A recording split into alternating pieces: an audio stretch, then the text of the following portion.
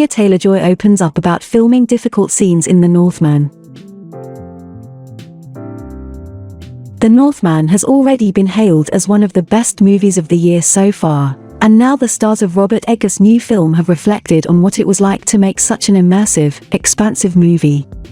The film is an adaptation of the Scandinavian legend that inspired Hamlet, with the synopsis teasing an epic revenge thriller that explores how far a Viking prince will go to seek justice for his murdered father. The events of the film unfold across an unforgiving landscape, where protagonists Amleth, Succession's Alexander Skarsgård, and Olga, Peaky Blinders' Anya Taylor-Joy, reuniting with Eggers after The Witch, are left to fend for themselves against the elements. Taylor-Joy reflected on the making of the movie and how the difficult location influenced the cast's approach to their roles. "I think the nature of the filming, being difficult in terms of what we were dealing with, naturally made it not hard work to play the scenes. All you had to do was exist. Like everything that's going on around you is happening in real time," Taylor-Joy said. "And I think that was something, when I first read the script, that I was really excited about, because you know when you're doing a Robert Eggers movie that if it says they walk across, volcanoes and glacier and whatever, we will be walking across volcanoes and glacier. You'll just be straight in it. So I think we all adapted to our environment very quickly." Skarsgård, whose hero embarks on a revenge quest following the murder of his father, King Orvandil, Moon Knight's Ethan Hawke, echoed Taylor-Joy's feelings. "I think, being out there. It's quite an immersive, intense Viking movie, and it felt right to shoot that on location," the Big Little Lies star said. Again, Rob is all about authenticity and historical accuracy. "So he made sure to build the farm a year before we shot the movie, so in that time to really age and grow in. The longships were built exactly like the longships would have been built 1,000 years ago, down to like the nails, the type of wood. Obviously, the costumes were 100% historically accurate.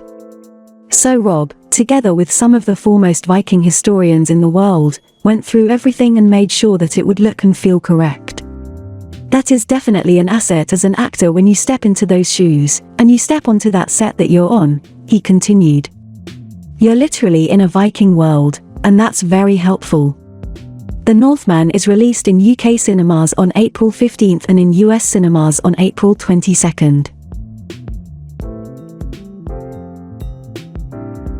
Fantastic Beasts 3 proves that, as a trans person, it's impossible to return to Hogwarts. The Harry Potter franchise has had such titanic staying power thanks to, in part, the fact that for a vast amount of a generation, it was their gateway into reading. When the films brought that world to life, there was nothing quite like it. Seeing the Hogwarts Express for the first time captured that feeling of being swept away, of something magical being brought to life.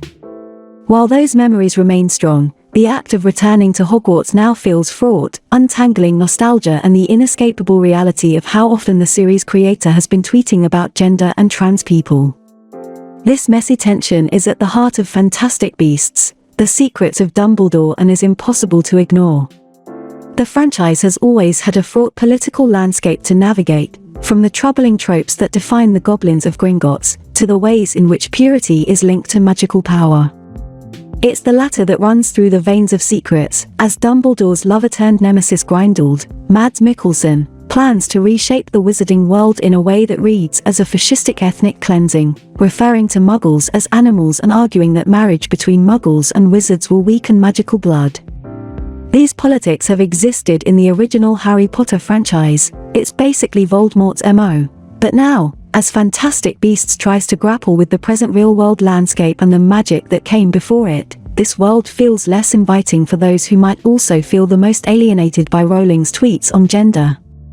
The author herself once said that Hogwarts will always be there to welcome you home.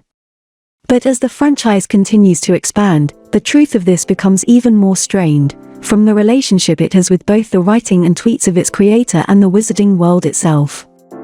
As the title suggests, the film centers on Dumbledore, Jude Law, and by foregrounding a character who means so much to the franchise and those who grew up with it, The Secrets of Dumbledore reaches towards that feeling of nostalgia, of reminding audiences of a character that they loved, and the world that he represented for them. But as the franchise continues to struggle with Dumbledore's queerness, he's explicitly queer, but in a way that's marred by tragedy and shame, it opens up the gulf between what it was like to fall in love with Hogwarts decades ago, and what it means to go back there now. The troubling subtext of the franchise was more difficult to spot when experiencing it for the first time. So much of it was about that sense of wonder from seeing the magical world and the characters who were able to find a place that was uniquely theirs in Hogwarts, where they could be themselves in a way that the real world didn't allow. It isn't just that, over a decade later, the subtext of the franchise is easier to notice, but instead, the idea of what Hogwarts was has become a lie. The more that time has passed between first falling in love with the franchise, to revisiting it now, the clearer it becomes that the real world and the wizarding world aren't all that different. Whether it's a man in a dress being the perfect shorthand for something ridiculous to the coding of someone like Rita Skeeter with her heavy-jawed face, it becomes evident that this magical world simply reinforces the kind of things that these characters, and readers, are looking to escape. On the surface, this might seem reactionary, looking for a way to distance myself from the franchise as Rowling's personal writings become both more public and seem to inform her work more explicitly. However, it's about trying to understand what it means to love, or to have loved, a franchise like this. The Secrets of Dumbledore feels rooted in deep nostalgia for Harry Potter itself, the focus on Dumbledore, briefly seeing younger versions of beloved Hogwarts professors, and more. It wants to remind people what made the franchise special in the first place. And it does this, but at a cost. Dumbledore himself says at one point, "If you listen carefully enough, the past whispers to you." This is something that happens throughout the movie. The problem is what the past ends up saying. There are moments of nostalgia and recognition that feel visceral, from the first time the snow around Hogsmeade Village is seen, to the use of the original theme when Hogwarts comes into view. It is a reminder of not only where this story will inevitably end, but also of what it meant to see the castle for the first time, to feel at home in a magical world. This time, it didn't feel like home. Instead, the castle felt haunted, full of the things that strike a different chord now, from malicious, queer-coded defense against the dark arts teachers, to the loaded imagery of students going into bathrooms and drinking polyjuice potion to look like someone else. These moments from the Harry Potter felt like echoes of my own past, working out how to present myself to the world, of the reactions that visible queerness received. The tragedy of it comes from knowing that, going through these things both then and now, Hogwarts wouldn't be somewhere that it could be done. Knowing that what I thought this place was when I first found it, is worlds away from the reality of it now. As this film shows, the wizarding world is changing. It's no wonder that the main tension at the heart of the movie seems to be who this world is for. A question that some fans have found themselves asking for a long time. To return to it is more than just being confronted with the seemingly inseparable link between the film and its creator, but to have to reconsider what this world was like from the very beginning, and what it means to belong there. Or rather, to not belong. Dumbledore sagely says, "There was a before, there will now be an after." And he was right. But this tension between before and after will extend long after the credits for The Secrets of Dumbledore have rolled, and even after the next two movies in the series have been and gone, if they happen at all. Coming back to the wizarding world is, more than anything else, a stark reminder of just what that before was, and how much seems to have changed since then.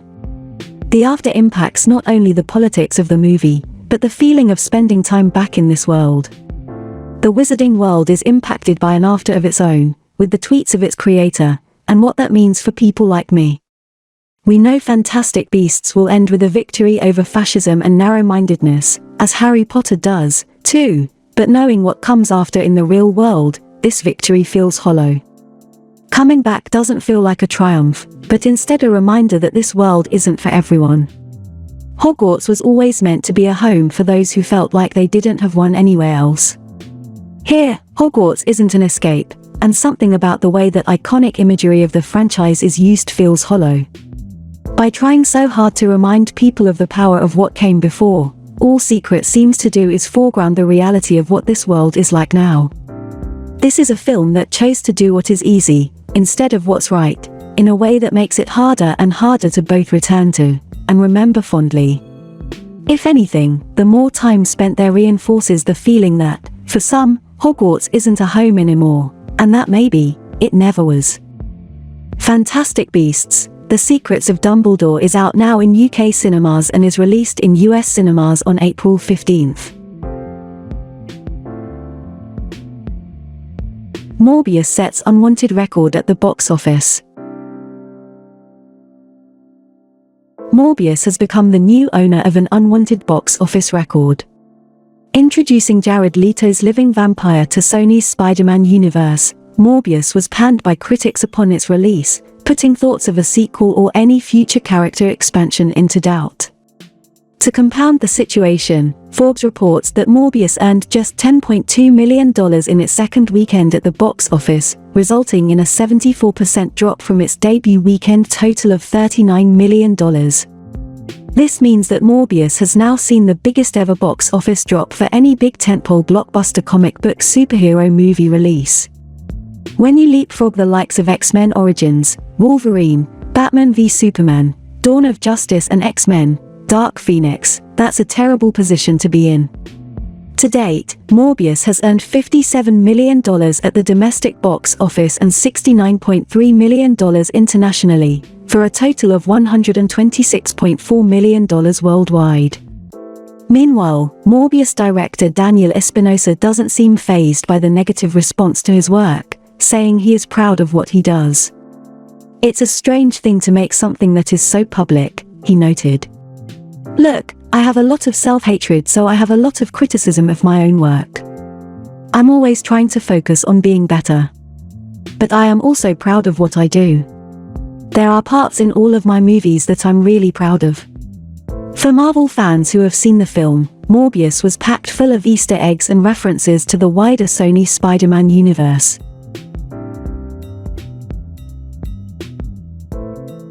Emma Mackey lands next film role in Margot Robbie's Barbie movie. Emma Mackey will rub shoulders with Margot Robbie and Ryan Gosling in her next movie. Now in production, director Greta Gerwig's live-action Barbie film has brought the French-British actress on board for a mystery role, as well as comic legend Will Ferrell, via The Hollywood Reporter, who's said to be playing the CEO of a toy company. Since catching everyone's attention as Maeve Wiley in the aforementioned Netflix hit, Mackey's been on something of a cinematic run, with credits in Death on the Nile and an Emily Bronte biopic in which she's the Wuthering Heights novelist.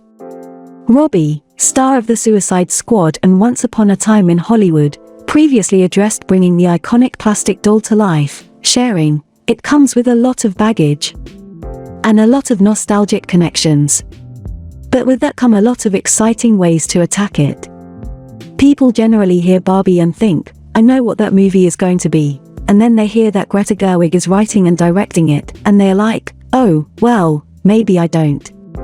The Australian also commented at the time of the movie's announcement, "Playing with Barbie promotes confidence, curiosity and communication throughout a child's journey to self-discovery." Over the brand's almost 60 years, Barbie has empowered kids to imagine themselves in aspirational roles from a princess to president. "I'm so honored to take on this role and produce a film that I believe will have a tremendously positive impact on children and audiences worldwide." In addition to the Oscar-nominated Gerwig, Gerwig's real-life husband and marriage story filmmaker Noah Baumbach wrote the script. Barbie is due out in cinemas next year.